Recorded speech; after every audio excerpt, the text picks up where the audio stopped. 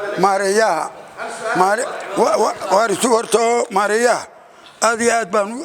نقول متى أنا نقول ما هذا خير سواء ما نقول تبي لكن أنا واحد كوي دينية أنا وقت تبريان كشخين شيء بيا سو ما كان بابكو مرة باب لحلو إيه لحريريو تيستي بالغ هذا وتيستي لا ما بالو تم حيلك سابور هذول واحد كور رميتها ما كانت اختبار بانتمي اختبار أنا وكوما هنا اختبار سميسي أو ريال ويفشلنت أرجيتي واحد ترى هذا وانو فلين كروين يدي وانو فلين كروين ما فلين كرو أنا كلمة دان الله وارفلين كروين أنا جاوا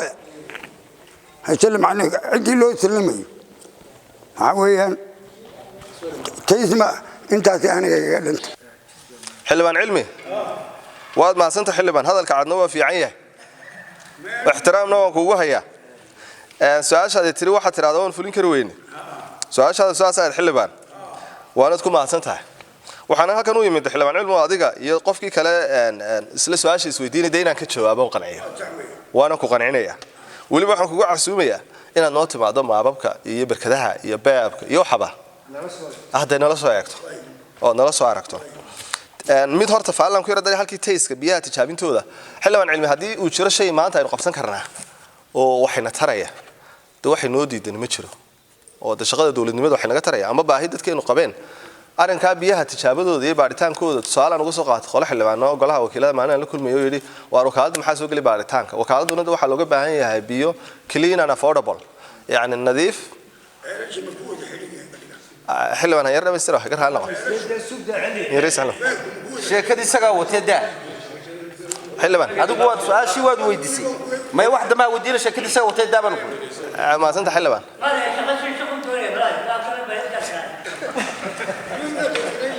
وانك. حلوان علمي. واد ما سنت حلوان هذا الكعدنوه في عيه. واحترامنا وكوهيا.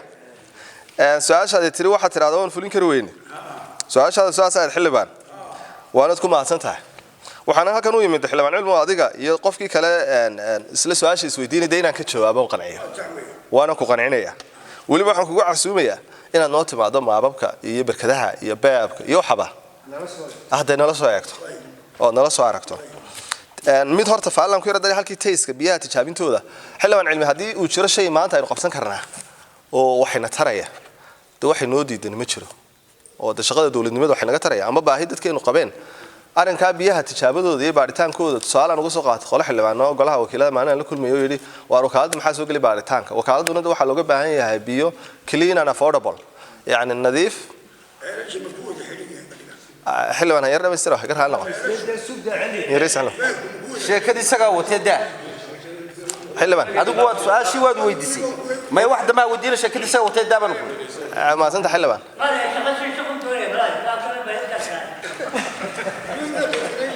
وان كفتمنا على ونس اي يرك عليه يك هذا حاجه هذه ما لقيت جواب يا دغيسان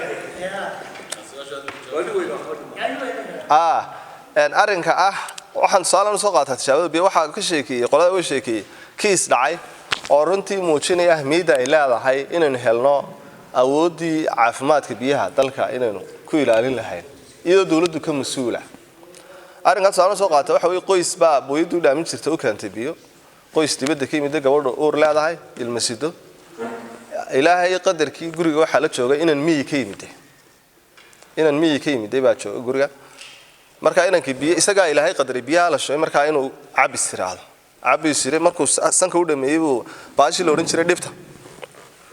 ayuu ka wariibay marka uu joojiyay marka xafadu xir biyaha dhibka ka waraysan dabada shay qolada shaybaarkii la soo xidheedaan qolada shaybaarka marka la soo xidheedaan baa shaybaarku booyadii numberkeedii magaceedina waa siiyeen